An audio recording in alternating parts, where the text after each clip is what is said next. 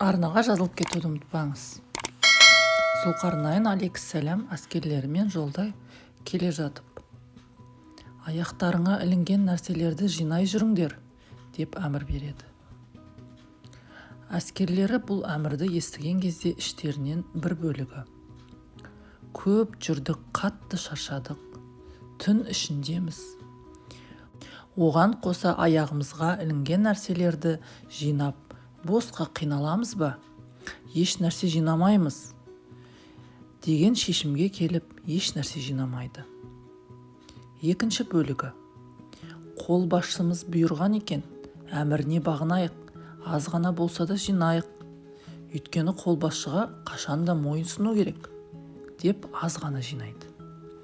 Үшінші топ болса, қолбасшымыз еш нәрсені босқа әмір етпейді, міндетті түрде бір нәрсені біліп айтқан болу керек.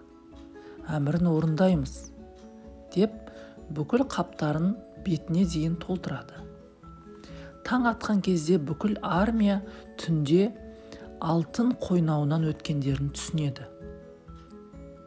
Аяқтарына тиген нәрселердің алтын екенін ешкім аңғармаған болады.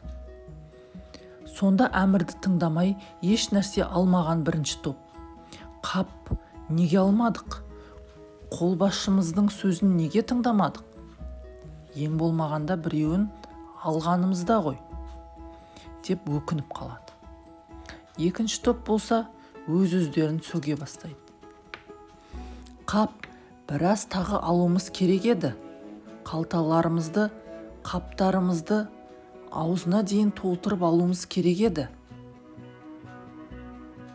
Үшінші топта өкініп, керексіз, пайдасыз заттарымызды тастағанда бұдан да көп етіп жинайтын едік. Міне осы мысалдағы секілді ақыретте де бүкіл адамдар өкінеді. Кәпір болған адам: неге иман етпедім? Сенгенімде ең болмаса жаһаннамға түссем де иманымның арқасында соңында бәрібір жәннатқа кірер едім. Мәңгілік тозақтан құтылар едім, дейді. Мұсылман болғанымен сауабы аз болған кісі: бұдан да көп сауапты істер жасауым керек еді. Бұдан да көп нығметке қаушар едім, дейді. Мұсылман болып сауабы көп болған кісі болса: қап, бұдан да үлкен дәрежелерге көтеретін көбірек ғибадат жасауым керек еді. Көбірек садақа беріп, көбірек ораза тұтып, көбірек сауап жинайтын амалдар жасауым керек еді, деп өкінеді. Назарларыңызға рахмет.